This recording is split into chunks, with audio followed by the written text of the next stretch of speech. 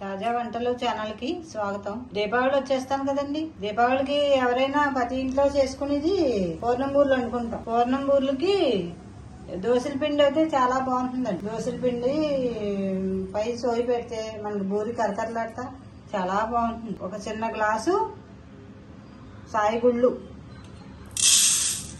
మినపగుళ్ళు ఒక చిన్న గ్లాసు, 2 గ్లాసులు బియ్యం. సేమ్ దోశలకి వేసుకున్నట్టే బియ్యం పప్పు కొంత అటు ఇటు వేసుకున్నా పర్వాలేదు. పిండి మిగిలితే మనం దోశలు వేసేసుకోవచ్చు. నేను వండి పూర్ణం బూర్లకి సరిపడి సోయపిండి చెప్తున్నాను.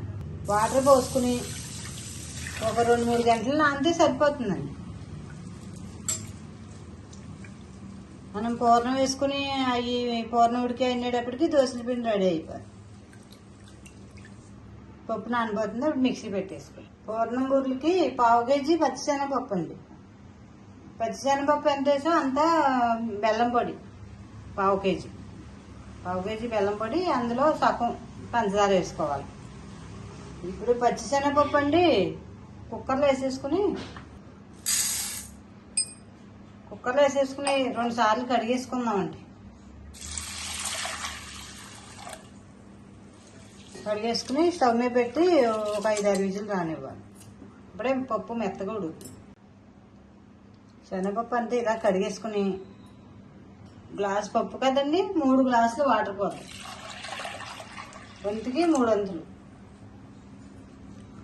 వాటర్ పోసి కుక్కర్ మూత పెట్టేసాను. స్టవ్ మీద పెట్టి ఒక 5-6 విజిల్ వస్తేనే మనకి బూర్లకి పప్పు బాగా ఉడుకుతుంది.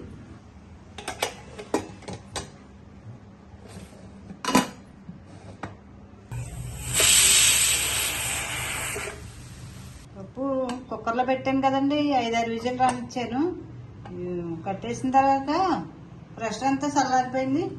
పప్పు ఎలా ఉడికింది చూద్దాం.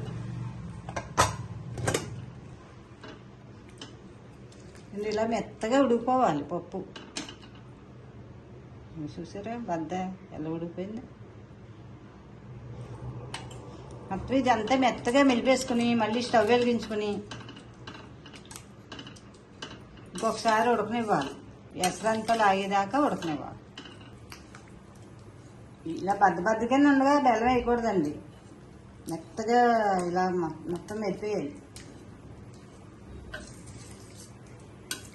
బాగా ఉడికిన తర్వాత అప్పుడు బెల్లం వేసుకోవాలి. పప్పు అంతా ఈ రకంగా ఇలా మెత్తగా ఉడకాలండి. పప్పులో ఏమైనా బద్ద ఉందనుకోండి బెల్లం వేసాక అసలు ఉడకదు. అందులోని బూరు కూడా సీదెత్తుంది బద్దగా ఉంటాయి. ఇలా మెత్తగా పేస్ట్ లాగా అయిపోవాలి. ఇలా అయిన తర్వాత బెల్లం పొడి వేసేసుకోవాలి. గ్లాసు శనగపప్పుకి గ్లాసు బెల్లం, అలాగే ఒక బెల్లం ఎంత వేసాం అందులో సగం పంచదార. మనకు పాళ్ళు తీసి సరిపోతుందండి. ఇలాగైతే స్టవ్ సిమ్లో పెట్టేసి ఇలా కలుపుకుంటూ ఉంటే ఉడికిపోతుందండి. పూర్ణం రెడీ అయిపోతుంది. ఇలా కలుపుతానే ఉండాలి అడుగంటకుండా. స్టవ్ సిమ్లో పెట్టి ఉంచాలి, లేదంటే సిందిపోతే చేతి మీదకి.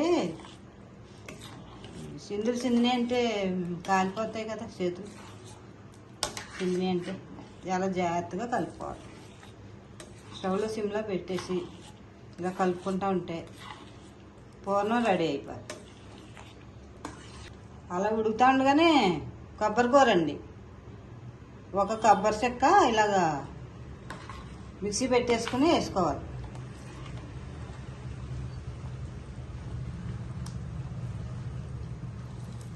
గ్లాసు పచ్చిశనగపప్పుకి కొబ్బరికాయ చెక్క ఒకటి సరిపోతుంది.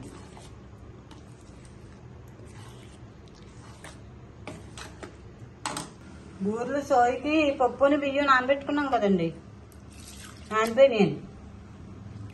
ఇప్పుడు 2 సార్లు కడిగేసుకుని పప్పు అంతా తెల్లనీళ్ళు వచ్చేలా కడిగేసుకుని మిక్సీ పెట్టేసుకోవాలి. చూడండి ఇలా నానాలి.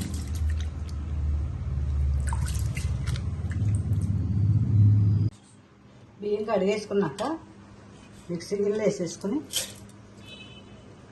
బియ్యం పప్పు నానిపోయింది కదా, నానాక కడిగేసుకుని మిక్సీ గిన్నెలో వేసేసుకుని మిక్సీ పెట్టేసుకోవాలి. కొద్దిగా వాటర్ వేద్దాం.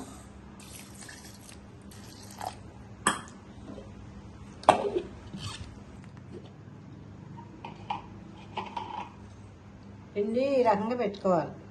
చూసారా, ఇది ఇలా మెత్తగా పెట్టేసుకోవాలి. పిండి మిక్సీ పెట్టేసినాక ఒక గిన్నెలో తీసుకుని ఒక పావు టీ స్పూన్ సాల్ట్ వేయాలండి. పిండికి సరిపడా అయితే వేయకూడదు, బూరి సోయపిండి కదా, సాల్ట్ ఎక్కువ వేయకూడదు. ఒక పావు టీ స్పూన్ వేస్తే సరిపోతుంది. ఇలా మిక్సీ పెట్టేసినాకండి ఒక అరగంట ఉంటే సరిపోతుంది. ఇలా పెట్టుకోవాలి. మూత పెట్టి ఉంచేద్దామండి. మనం పూర్ణం అది ఉడకాలి కదా, చల్లారి ఉండలు చేసినప్పటికీ పిండి పులుపుతుంది. పూర్ణం ఉడుకుతానండి.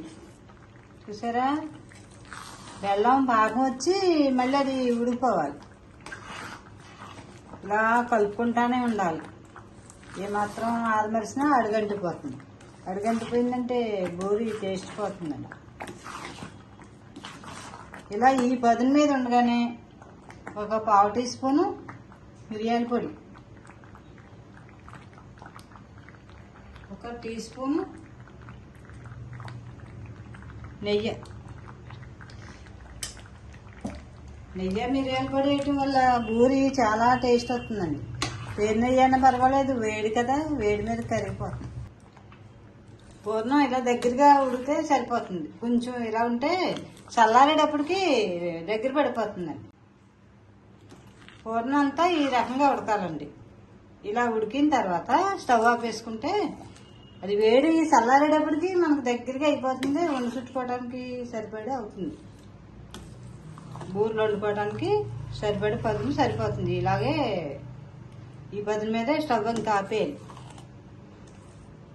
ఇప్పటికంత వేడి చల్లారిన తర్వాత అండి వేరే గిన్నెలో తీసేసుకుని చల్లారి పెట్టేసుకుని ఉండలు చేసుకో.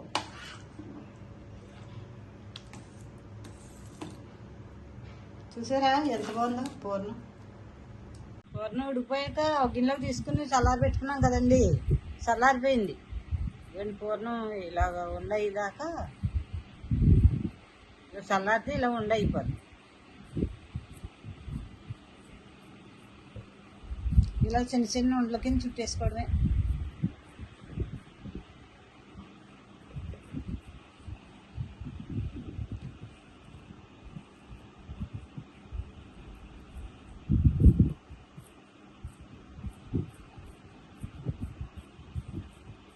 చాలా బాగుంటాయండి పూర్ణం బూరెలు. ఈ రకంగా చేసుకుంటే చాలా టేస్ట్. పూర్ణం చల్లారిపోయాకండి ఇలాగ ఉండలు చేసుకోవాలి. చూసారా, ఇలాగ ఈ సైజు ఉండలు చేసేసుకుని పక్కన పెట్టుకోవాలి. పావు కేజీ పప్పుకి ఈ బూరెలు అవుతున్నాయండి. ఇన్ని ఉండలేండి పావు కేజీ పప్పు. సో ఇప్పుడు మిక్సీ పెట్టేసుకున్నాం కదండి, ఇది కూడా సరిపడి నానింది. ఇలా ఒక్కొక్కటి ఇలా సమానం చేసుకుని ఈ పిండిలో వేసుకోవాలి. ఒక 10 ఉండల దాకా ఇందులో వేసుకుంటే నూనె మరగగానే తీసేసుకోవడానికి బాగుంది. స్టవ్ వెలిగించుకోండి. స్టవ్ మీద ఒక పాన్ పెట్టుకుని ఆయిల్ పోసుకోవాలి. ఆయిల్ ఎక్కువే ఉండాలండి, బూరి ములగాలి కదా నూనెలో.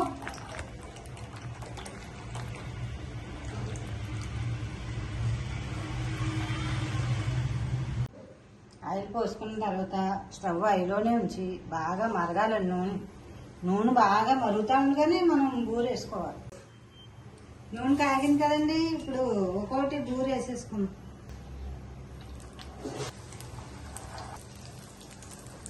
పిండిలోని ఉండలు వేసాం కదా పూర్ణ పండు, ఇలా ఒక్కొక్కటి ముంచి తీసేసి వేసేసుకోవాలి.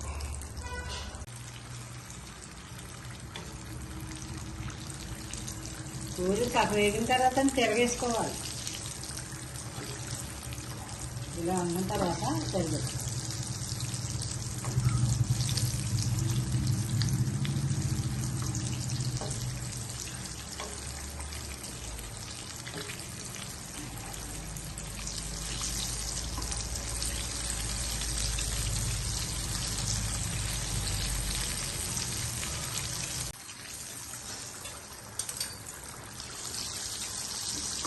బూరెలు వేగిపోయినాయి కదా, వేగినవి అన్నీ ఇలా తీసేసుకోవాలి. తీసేసుకుని ఒక్కోటి ఇందులో వేసుకుని ఇలా మనం పూర్ణం ఎంతవరకు చేసుకున్నామో అలాగా మొత్తం అన్నీ ఇలా ఈ రకంగా వేపించేసుకోవాలి.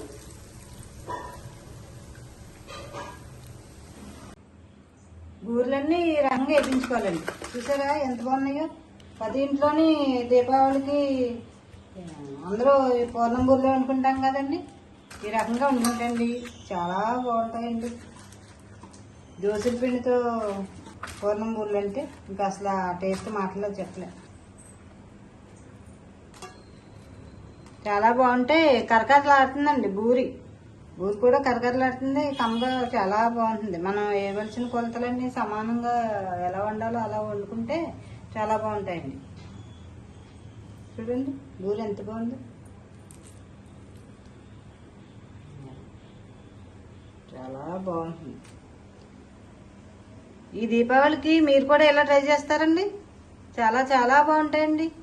చూడండి ఎంత బాగున్నాయో, చూస్తేనే ఎంత బాగున్నాయి, తింటే ఇంకెంత బాగుంటాయో. ఎవరైనా సరే ఆహా బూరెలు ఎంత బాగున్నాయో అని అనవలసిందే. ఈ రకంగా వండితే చాలా టేస్ట్ అండి. ఒకసారి మీరు కూడా ఇలా ట్రై చేయండి. Please subscribe, share and like. Thank you.